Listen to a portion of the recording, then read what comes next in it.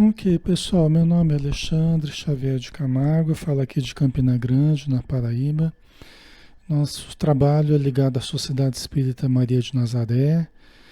E quem quiser nos conhecer, todos os sábados, às 16 horas, nós temos a nossa reunião pública e depois temos a aplicação do passe, né? A palestra, o passe e o atendimento individual para aqueles que necessitarem, tá?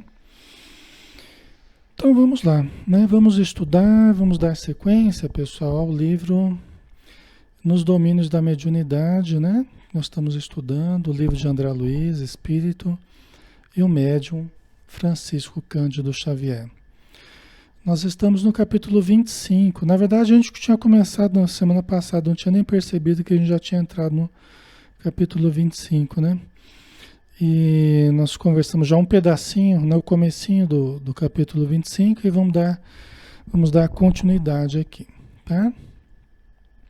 Estamos falando daquele caso do Américo, né? Que está recebendo assistência na reunião mediúnica, as crises que ele tem tido, voltou para sua casa, na sua casa,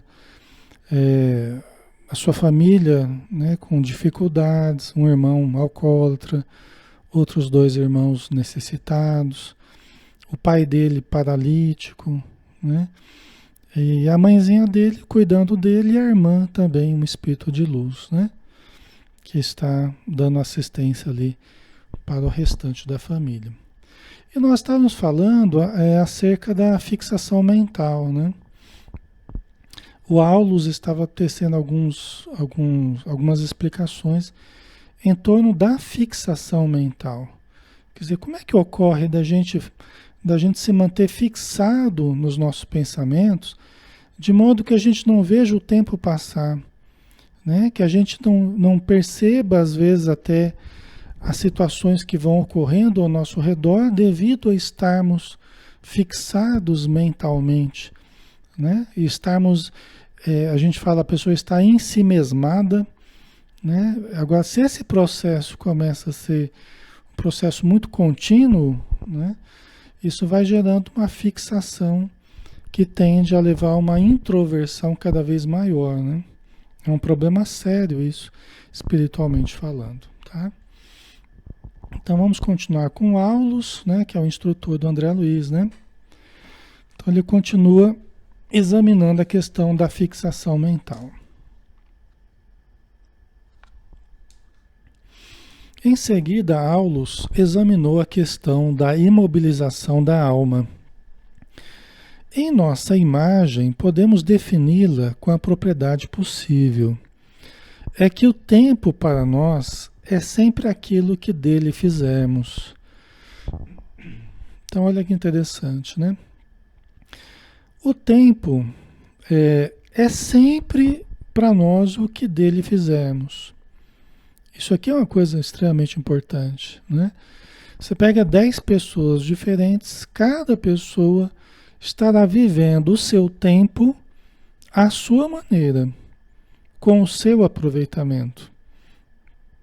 Né? Eu estava falando da turma do fundão, né? Na terça-feira, eu estava falando, comparando com a sala de aula, a turma do fundão e o pessoal aplicado, né?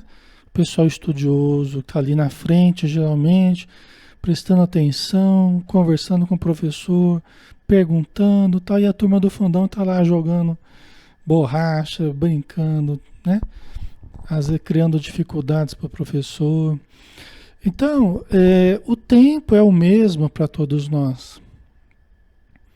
Só que cada um de nós vive o tempo à sua maneira.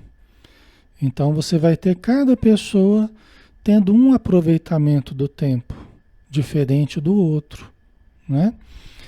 E aí, aqueles que aproveitam o tempo para o conhecimento, para o trabalho, para a operosidade, né? Avançam, né? Deslancham, prosseguem, adquirem recursos, desenvolvem potenciais, né?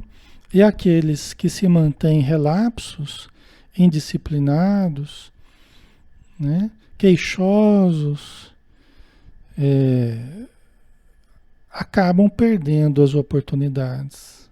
Veem as oportunidades passarem por elas e se afastarem delas, tendo perdido a chance de aproveitar, né, o ensinamento da vida, o ensinamento das pessoas, dos livros, né, das possibilidades da casa espírita, da reunião mediúnica, dos estudos e tudo o que é possível nós aproveitarmos na nossa vida, né? Certo? Isso aqui é muito importante, né? Porque um dos maiores problemas que a gente tem, se não o maior de todos eles, é o problema, é a necessidade do autodesenvolvimento. Esse é o maior problema que nós temos. Né? Essa é a questão mais importante de tudo na nossa vida. É o nosso autodesenvolvimento. Nós sofremos, nós temos as dificuldades que temos porque temos um desenvolvimento precário. Porque somos ainda pouco desenvolvidos. A coisa se reduz a uma forma bem simples. Ah, João, por que eu sofro tanto? É porque você ainda tem um desenvolvimento precário. Isso fica muito claro quando a gente vai estudando Joana de Ângeles, vai estudando o André Luiz, né? Ou seja, quanto mais a gente vai desenvolvendo os potenciais que a gente tem, mais a gente vai se tornando uma pessoa feliz, harmonizada com a vida, harmonizada com as leis divinas. Quanto menos desenvolvidos, mais insegurança, né? Mais insegurança, mais vitimização, mais ciúme, mais inveja, mais maledicência, entendeu? A Joana de Ângeles diz que todos os defeitos que nós chamamos defeitos da alma, né? Esses defeitos sociais que nós temos, esses do nosso relacionamento com as pessoas que eu acabei de citar aqui, né? Ela fala que são os filhos diletos do ego. É porque o ego está inchado e o self pouco desenvolvido. Ou seja, o eu real está pouco desenvolvido. Precariedade de condições evolutivas. E isso nos faz sofrer. O que nós não somos nos faz sofrer. Se nós fôssemos, ou seja, se já tivéssemos desenvolvido, né? Se nós já tivéssemos nos tornado alguém diferente, nós não estaríamos sofrendo tanto.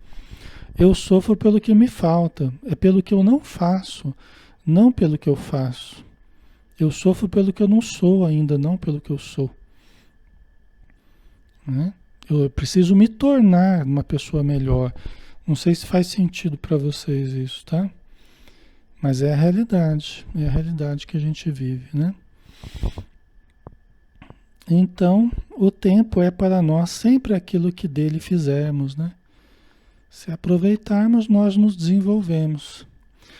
Para melhor compreensão do assunto, lembremos-nos de que as horas são invariáveis no relógio, mas não são sempre as mesmas em nossa mente. Quando felizes, não tomamos conhecimento dos minutos. Então, as horas no relógio são sempre iguais, né, para nós, né? Se a gente estiver no mesmo fuso aqui, né? Mas, ou seja, vocês entenderam, a hora é sempre a mesma. Nós começamos aqui às 8 horas, vamos ficar 1 hora juntos aqui, né? Vamos ficar 1 hora. O tempo vai ser o mesmo para nós. Como cada um vai aproveitar, aí é uma questão de cada um. Aí é uma questão de fórum íntimo, né? É uma questão de disciplina, de foco, de atenção, de interesse, né? De vontade de aprender, né? De desejo de crescer. Aí tem várias coisas que influenciam para isso, né? Certo? Quando a gente está feliz, né? Observando agora uma outra faceta aqui. Quando a gente está feliz, o tempo passa rápido, né? É a subjetividade. O tempo para nós, nós vivemos ele de uma forma subjetiva. Ele tem a medida objetiva dele, né? Uma hora são 60 minutos, um minuto é 60 segundos, é a medida objetiva do tempo. Mas como nós vivemos o tempo é subjetivo. Não tem como nós medirmos. É uma coisa interna. É uma experiência interior, né? Se você está feliz, o tempo passa super rápido. Você nem vê o tempo passando, né? Se você está triste, desesperado, atormentado, angustiado, o tempo parece que não passa, né? É o emocional condicionando, né, uma determinada experiência psicológica nessa subjetividade do tempo, né? Como é que a gente percebe o tempo? Satisfazendo aos nossos ideais ou interesses mais íntimos, os dias voam céleres, ao passo que, em companhia do sofrimento e da apreensão, temos a ideia de que o tempo está inexoravelmente parado, né? Então, isso aqui é interessante que isso aqui já foi provado, inclusive, né, cientificamente. Eu lembro quando eu estudava psicologia e a aula de percepção, tinha uma matéria lá que chamava percepção, né? Quer dizer, isso em 1990 e poucos, né? Quer dizer, já passaram décadas aí, já deve ter ampliado muito mais o conhecimento. Mas naquela época já tinha se provado isso, né? Dessa questão subjetiva do tempo. E quanto mais eventos nós temos, a percepção do tempo é de passar mais rápido. Quanto menos eventos nós temos num determinado intervalo de tempo, né, nós temos a impressão de passar de forma mais lenta, né? Então tem várias coisas que influenciam na nossa percepção, né?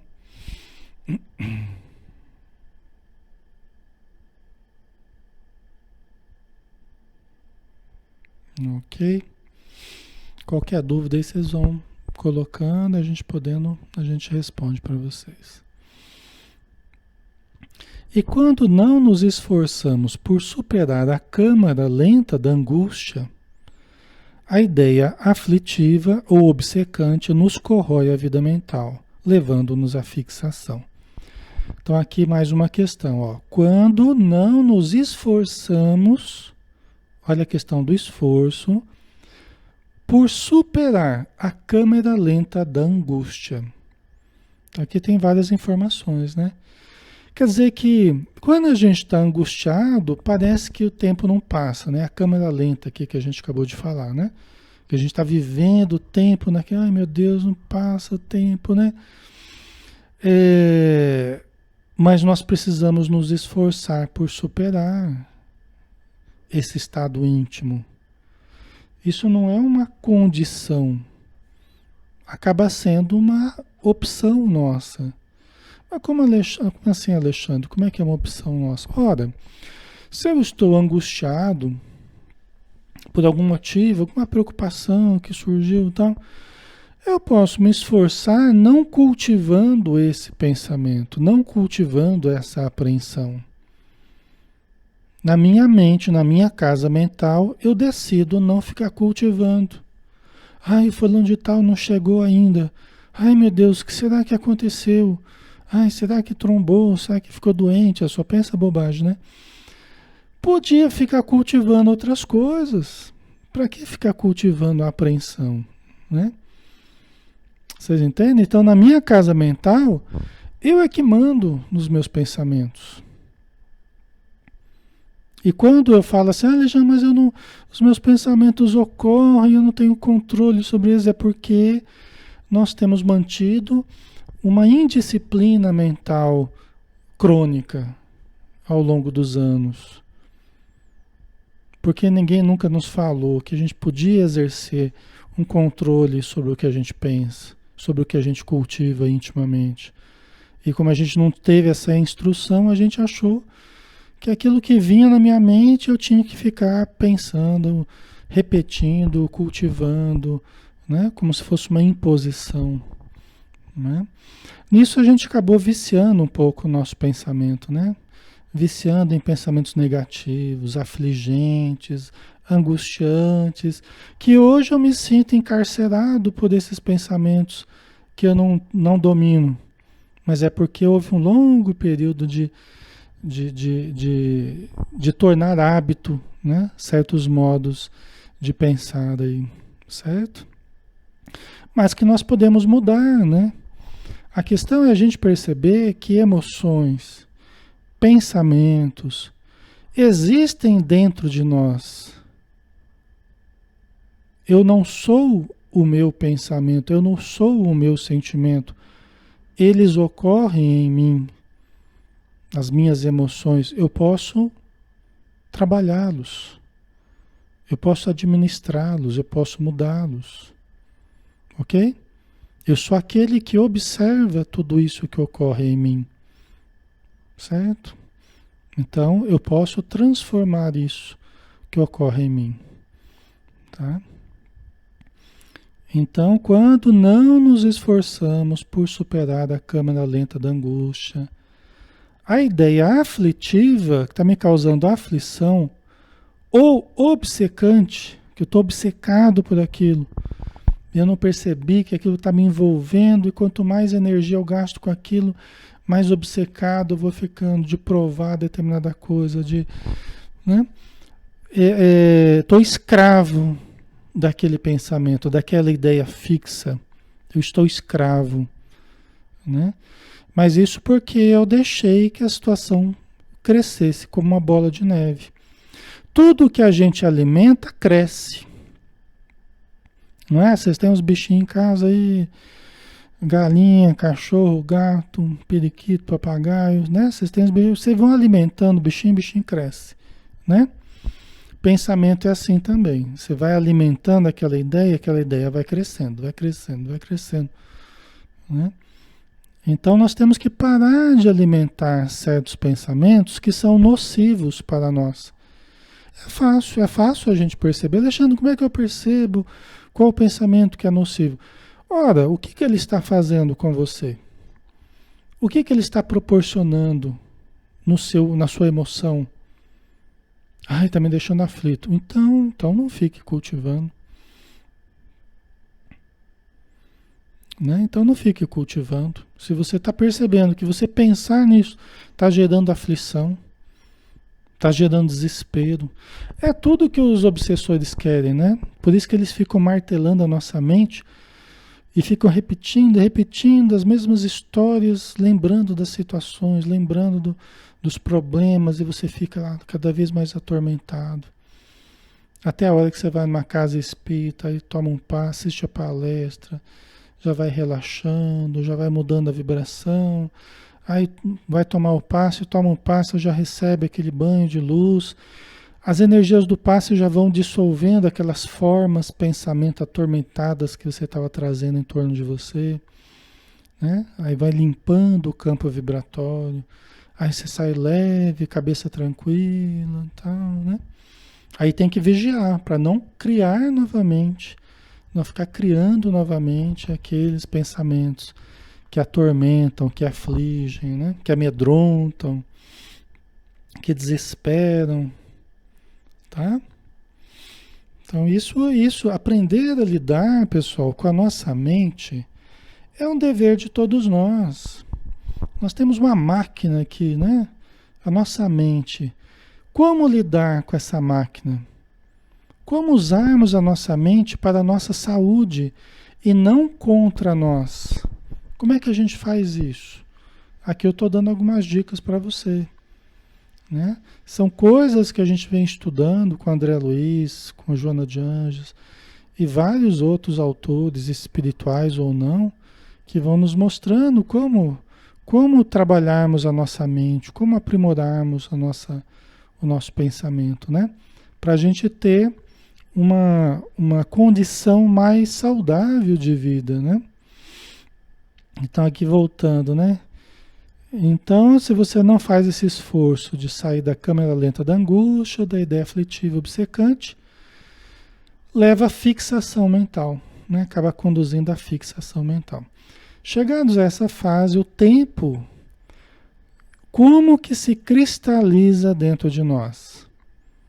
Porque passamos a gravitar em espírito em torno do ponto nevrálgico, aquele ponto dolorido, aquele ponto problemático, né? do nosso desajuste, certo? Então a gente acaba, quando a gente cultiva essa indisciplina mental, o tempo como que se cristaliza dentro de nós. O tempo, né?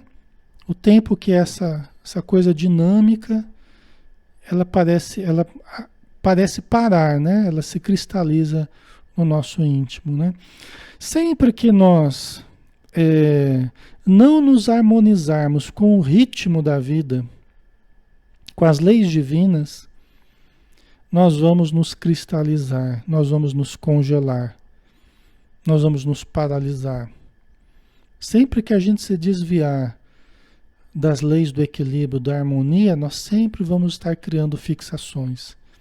A neurose, né, é uma fixação na nossa mente, né? O neurótico é aquele que fica girando em torno de um ponto, né? Uma ocorrência, você briga com alguém, você discute com alguém, né? Uma questão banal na família ou em qualquer lugar. Um e outro ficam lá pensando, lembrando neuroticamente a situação que houve.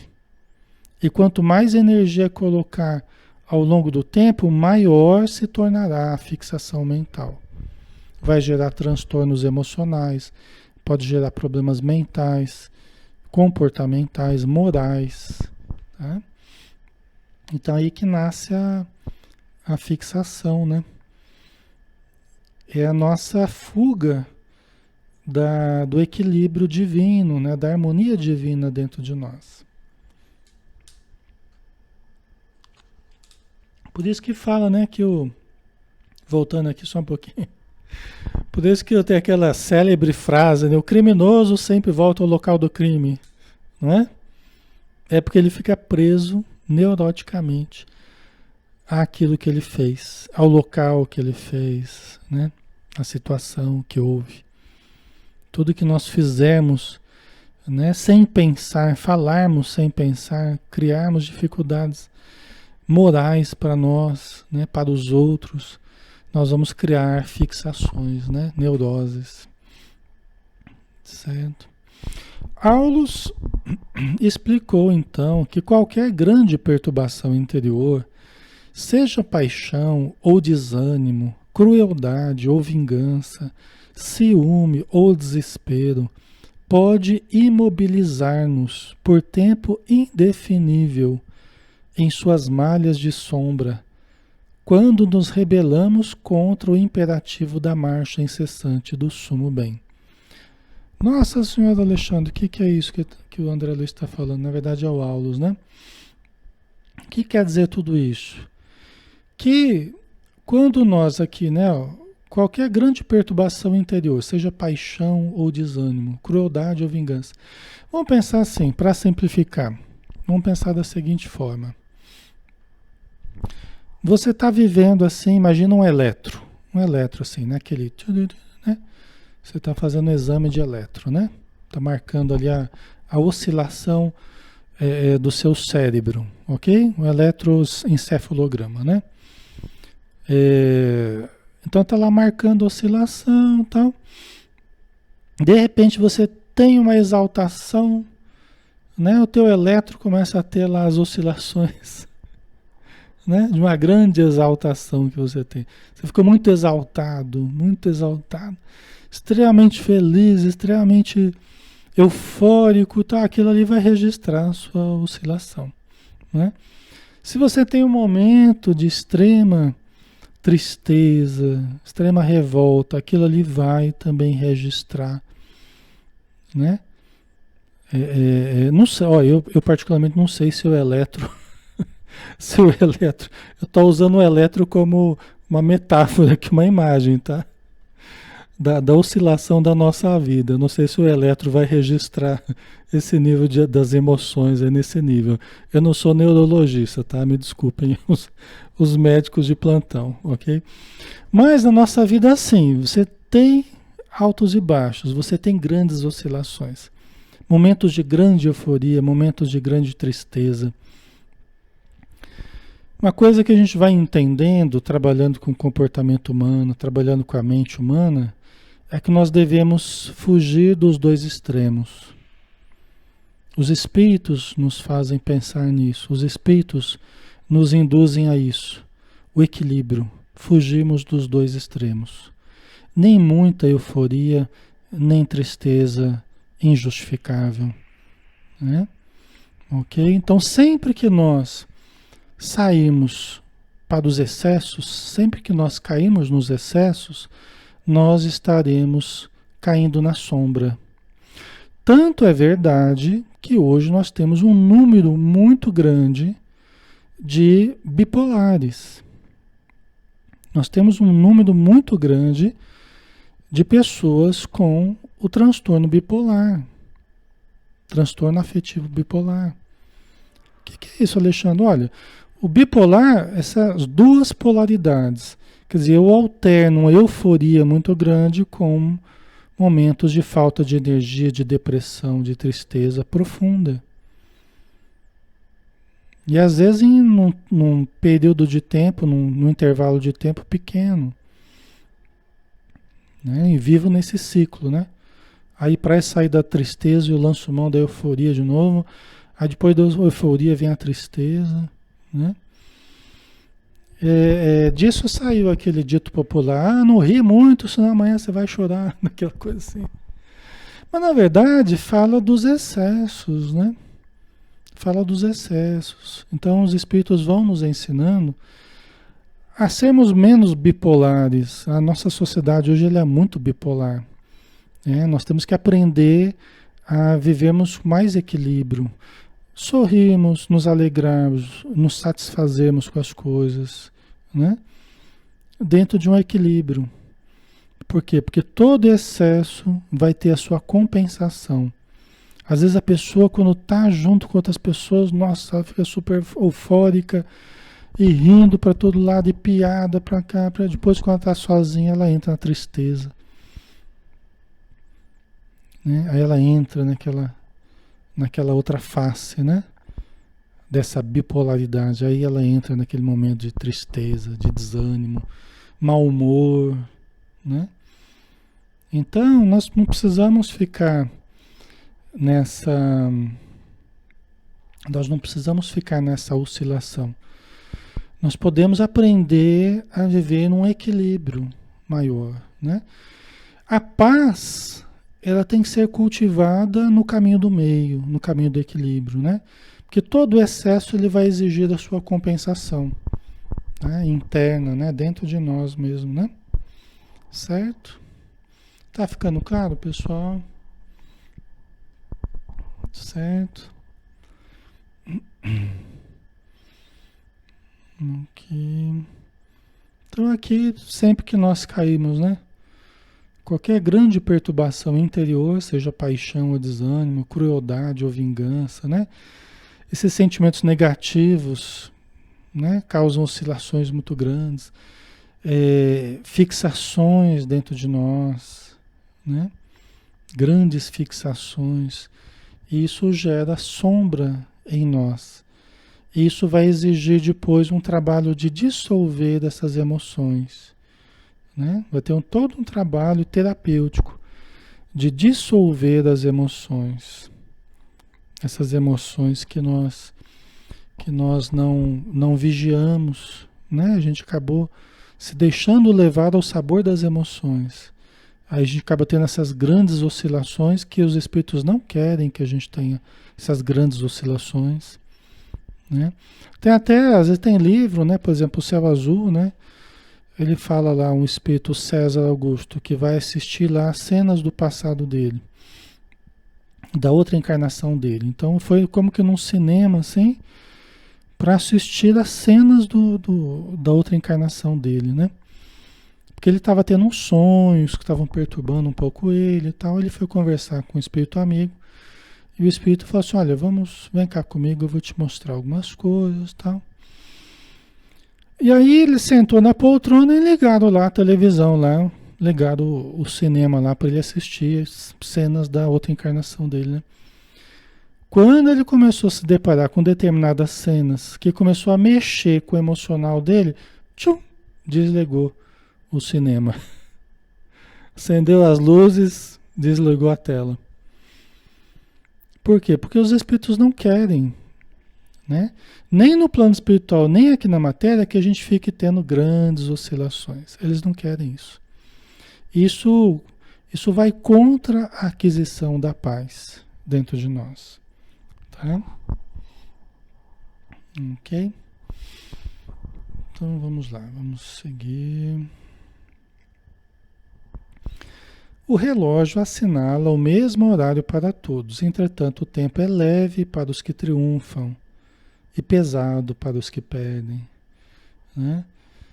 Vamos pensar, os que triunfam, aqueles que aproveitaram a vida de uma forma amorosa, produtiva, fizeram bem, né? Souberam calar, souberam aproveitar as oportunidades, né? Sem se comprometer com a justiça divina. Quando eles se desprendem do corpo e vão para as regiões superiores, a vivência deles, né? Do tempo deles vai ser uma vivência muito agradável, né?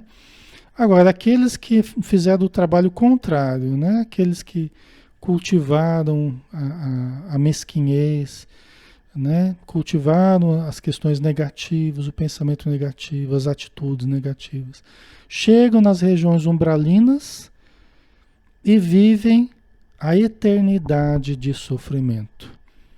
Que nós sabemos no movimento espírita, na doutrina espírita, que não é a eternidade que nós temos pela frente, né? Mas é a sensação de sofrimento eterno nos infernos, né? Após a morte, nas regiões trevosas. No livro dos Espíritos até fala, né?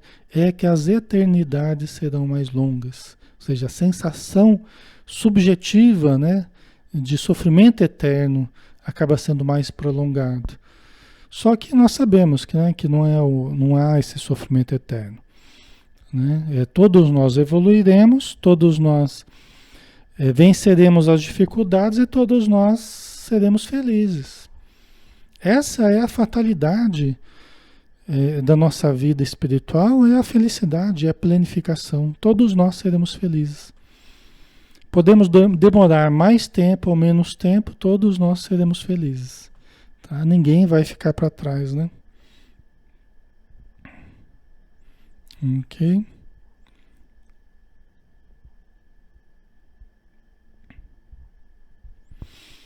Certo. Vamos lá.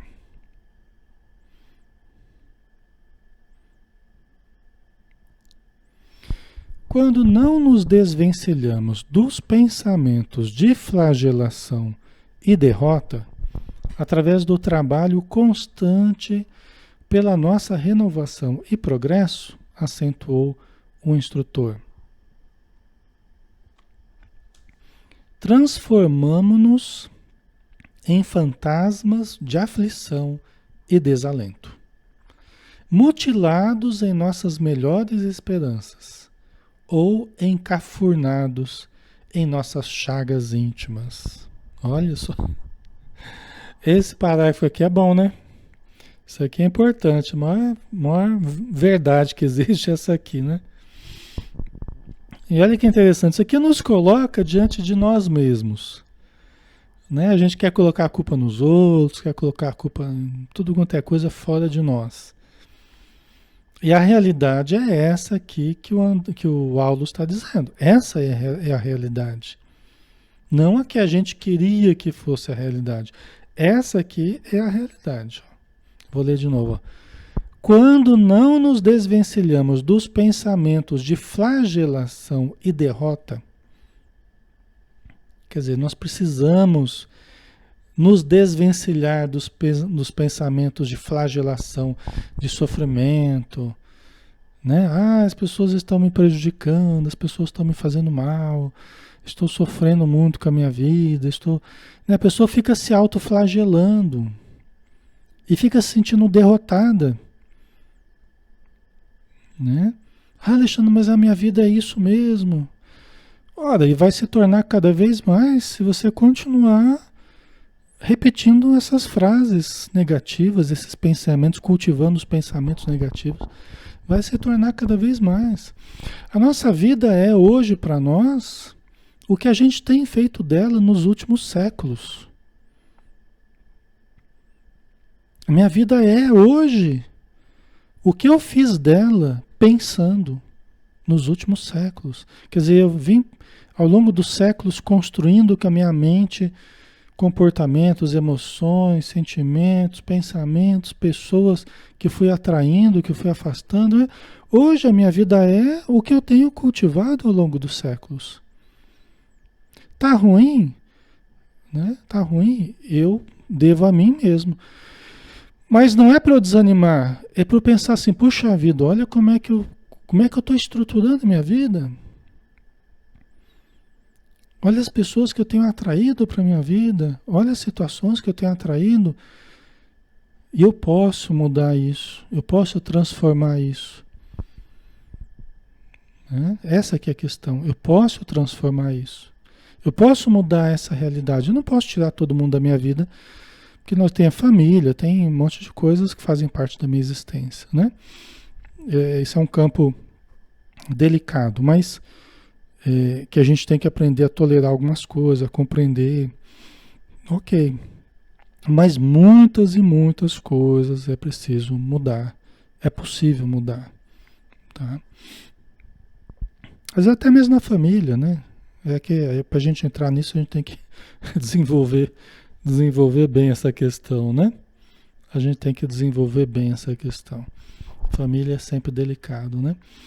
Mas precisamos, nos desvencilhar dos pensamentos de flagelação e derrota, através do trabalho constante pela nossa renovação e progresso.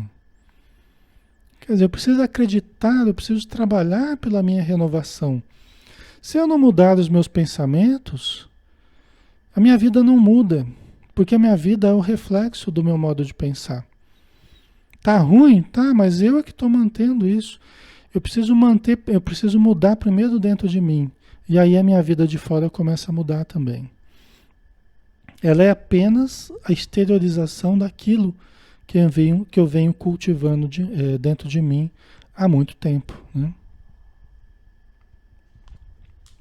Faz sentido para vocês? O que vocês acham? Certo?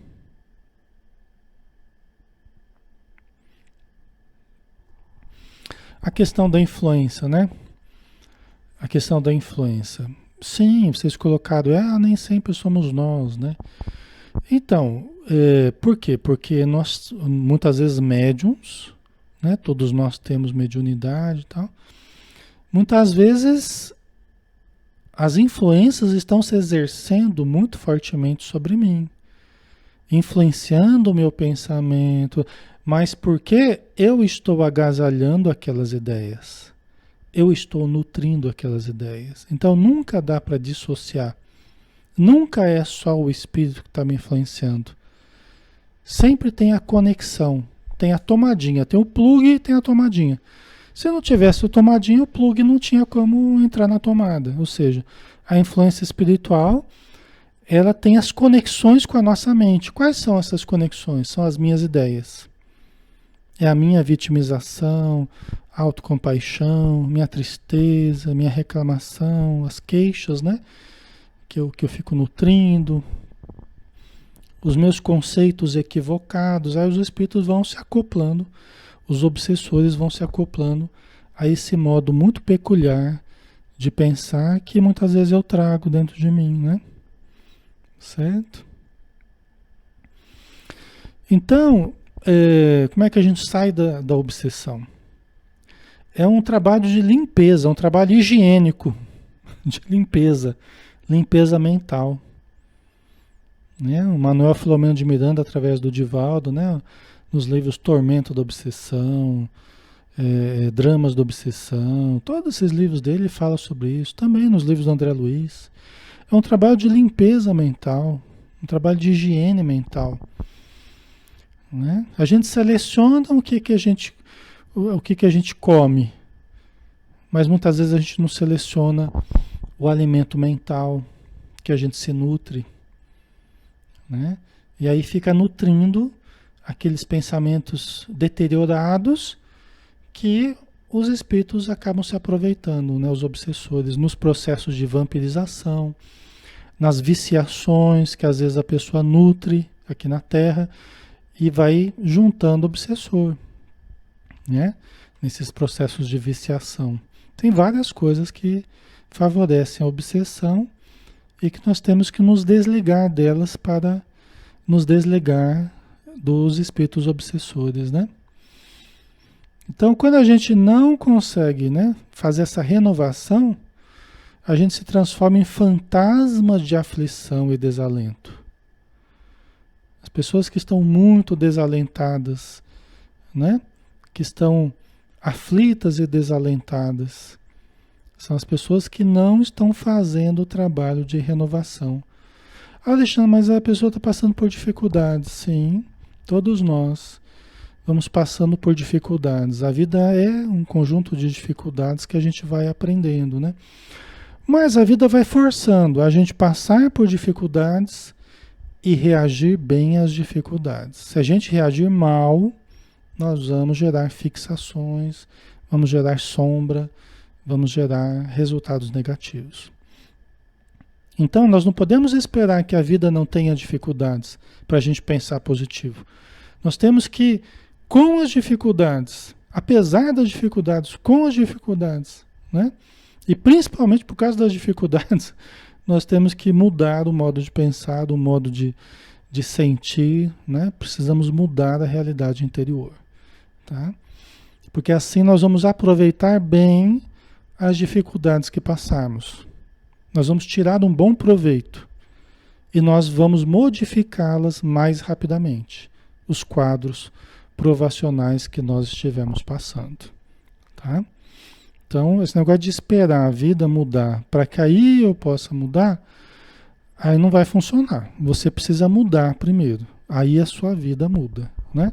Esperar que o mundo mude para que você mude, e não vai funcionar. O mundo não vai mudar. A não ser muito devagar, né? É muito mais lento o processo social.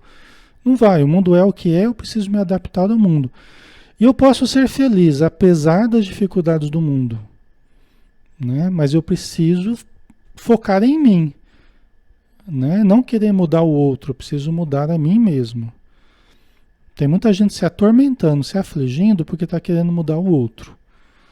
E o outro não vai mudar porque eu quero. Ele vai mudar quando ele quiser, né? É quando ele quiser, quando ela quiser. E não quando eu quiser, né? Tá? Então a pessoa quando não faz essa mudança interior, ela fica lá aflita, desalentada, né? Sem esperança e fixada nas suas chagas íntimas. Aí ela se interioriza, ela fica ensimesmada, se isola cada vez mais, fica cada vez mais deprimida, né, a pessoa, e fixada nos painéis interiores de desalento, de tristeza, de revolta, né, que são grandes defeitos da alma, são grandes erros da alma, né?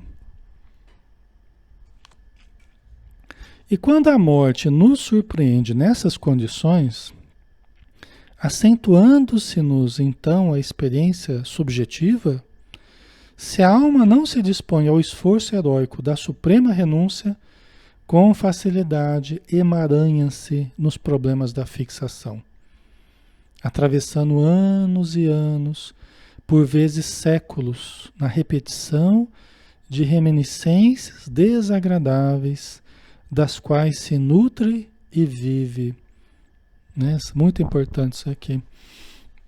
Vocês estão entendendo? Quer dizer, aquilo que a gente fica fazendo a vida inteira, né? Você fica se auto-hipnotizando, né? Naquele ensimesmamento, naquele retraimento, naquela, né? Cultivando aspectos tristes, melancólicos, né? Negativos, pessimistas, fica lá cultivando aquilo. Quando a morte vem, se acentua mais ainda a experiência subjetiva, como diz o Aulus.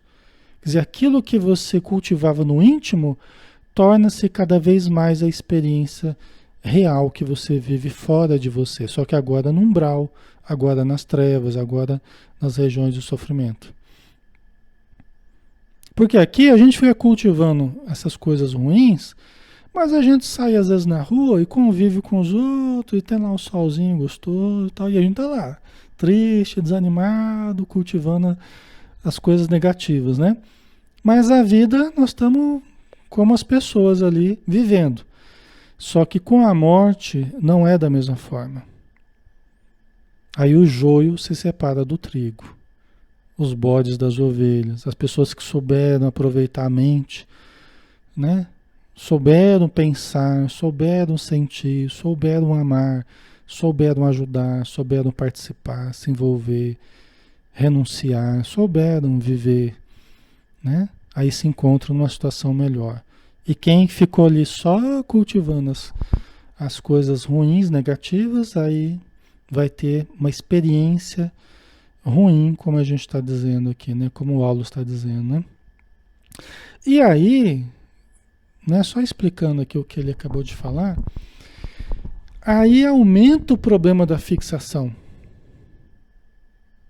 Porque aqui na Terra, eu começava a agir assim, assado, as pessoas, ô Alexandre, pô, olha o jeito que você está pensando aí, vamos mudar esse jeito, tal, né? A família, ó, você está muito mal-humorado, hein? O pessoal já começa a pegar no pé, então você, né? Por que você não procura ajuda? Vai num psicólogo, vai no centro, toma um passe, né? O pessoal tenta ajudar quando percebe que a pessoa está muito arisca, está muito mal-humorada, né? Está naquele processo de distimia, né? A pessoa está ficando muito mal-humorada sistematicamente e tal. Aí o patrão falou, ó, você não está trabalhando direito, meu filho, vamos se cuidar aí, porque você precisa melhorar. Então a vida aqui na Terra, ela não deixa muito a gente se aprofundar, né? Mas e quando você já desencarnou? Você está lá no umbral meio perdido, desorientado, você não sabe onde é que está a família, cadê? Não tem mais família, trabalho, o que aconteceu, né? E você está lá com o mesmo desânimo, mesma tristeza, só que não tem ninguém mais. Pelo contrário, você olha ao redor, tem outras pessoas tristes lá também, vagando por lá. Você olha para o outro lado, tem outros lá desanimados, tem outros lá gritando a esmo. Você acha que isso vai ajudar a gente sair do processo da tristeza, do desânimo? Vocês percebem a diferença? E por que que a gente tem que aproveitar o tempo que a gente está aqui, né? E se ajudar, participar. Ah, deixa eu sair de casa para ir no centro, muito longe e tal, né? Mas é uma viagem gostosa, vai lendo, pega um ônibus, vai lendo lá, se der para ler, sentado, vai lendo, vai pensando pensamentos positivos, vai escutando um áudio de uma palestra ou de alguma coisa, de uma música bonita. Aí daqui a pouco você está lá no centro, vai assistir uma palestra, vai tomar um passe, né? Melhor do que ficar em casa lá, na frente da televisão, ou sozinho, angustiado, angustiada, né? Sofrendo e se em si mesmando, né? Depois da morte, como a gente falou, tem muitos espíritos que ficam em estado de paralisação, de cristalização. Vão se tornando com o tempo, né? Os espíritos têm demonstrado isso, eles vão fazendo aquele processo de ovoidização. Aquele pensamento fixo vai se tornando cada vez mais a pessoa que não quer nada. Eu não quero saber nada, eu não quero conversar com ninguém, eu não quero, eu não quero, eu não quero, eu não quero. Vai recolhendo as forças dos verbos que a gente chama, né? O verbo falar, do verbo andar, do verbo ver, do verbo pensar, do verbo ouvir, do verbo sentir. São os verbos. Nós precisamos exercitar esses verbos. Quando nós vamos parando de exercitar os verbos, eles vão encolhendo. A força dos verbos vão encolhendo. E aí o próprio perispírito vai se encolhendo, entrando no processo de ovoidização, né, que os espíritos chamam, né? São aqueles espíritos ovoides, né? Certo? Só isso. Só, só acontece isso só. Vamos mudar o modo de pensar? Vamos começar a mudar o modo de lidar com essas questões? Ou vamos continuar? Só para terminar aqui, ó, não se interessando por outro assunto a não ser o da própria dor, da própria ociosidade ou do próprio ódio, a criatura desencarnada em si mesmando-se é semelhante ao animal no sono letárgico da hibernação. Aí, estão vendo? O que acontece? Na vida após a morte, como sequência do que fizemos nessa existência, né? Quer dizer, a pessoa que não se interessa por mais nada a não ser a própria dor, na própria ociosidade, porque se eu fico lá só sofrendo a minha dor, eu também acabo ficando ocioso, eu acabo caindo na ociosidade, no isolamento. E eu estou amando alguém? Não. Eu também passo a não amar ninguém. Aliás, eu não estou amando nem a mim mesmo. Porque se eu me amasse, eu não faria esse processo negativo comigo mesmo. Então eu não estou amando a mim mesmo, nem amando a ninguém. Vou me fechando no meu círculo estreito da minha própria personalidade, do meu egocentrismo, né? E aí vou fazendo esse processo de deterioração, tá? Que o André Luiz chamou aqui de hibernação, né? O Aulus chamou, né? Entra num processo semelhante ao do sono letárgico da hibernação. Olha que coisa importante, né? Que coisa, né, pessoal? Mas acho que nós já temos material bastante de informação para a gente pensar aqui, né?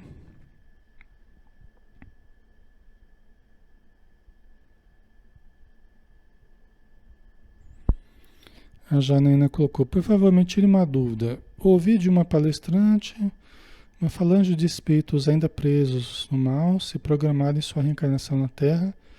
Para o mal, eles reencarnam na Terra, na Alemanha, reencarnaram na Alemanha. Eu pensava que as programações eram feitas pelos espíritos superiores. Veja bem, o que acontece? Eu entendi sua questão, Janaína. Entendi sua questão, veja bem. Os espíritos infelizes fazem programações deles, sim, para certos reencarnes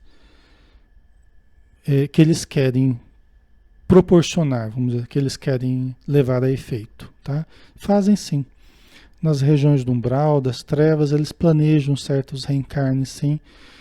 Só que nunca sem o conhecimento e a permissão dos espíritos superiores. Não que os espíritos superiores vão estar assessorando eles, ó, faz isso, faz aquilo, não. Os espíritos superiores permitem que eles façam isso e acompanham, sabem que estão fazendo isso. Por quê? Por uma simples razão, porque eles sabem de todas as reencarnações, de todas as pessoas. Nenhuma acontece sem o consentimento e sem o conhecimento e a permissão dos espíritos superiores. Entendeu? Os espíritos infelizes, eles não têm essa autonomia toda que eles acham que têm. Eles fazem os planejamentos deles, mas os espíritos amigos permitem que eles façam. Entendeu?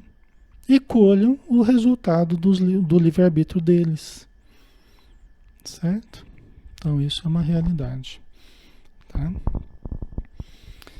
Ok, pessoal, vamos fazer a nossa prece, né? Já estamos na hora, né? Vamos agradecer, né, o auxílio que tivemos, toda a luz que jorrou do alto sobre nós e que ainda está jorrando, pela misericórdia de Deus, que nos faz a cada dia despertarmos para um novo dia, para uma nova oportunidade, um novo recomeço, para que aprendamos a lidar com os recursos de que dispomos, para que saibamos aproveitar as leis divinas para gerar a evolução, para gerar a harmonia, o crescimento, o desenvolvimento dos potenciais superiores que existem dentro de nós. Obrigado, Senhor Jesus, por chegarmos ao termo do nosso estudo, num clima de fraternidade, de equilíbrio, de paz. A mesma paz que nós queremos manter no nosso dia a dia, para que nós tenhamos as conquistas gradativas, mas constantes e cada vez maiores dentro e fora de nós. Obrigado por tudo e que assim seja. Muito bem, obrigado pessoal pela presença de todos, obrigado pelo carinho, tá? Pela participação aí. E até o próximo estudo, né? Até terça-feira, se Deus quiser, tá? Um abração, até mais.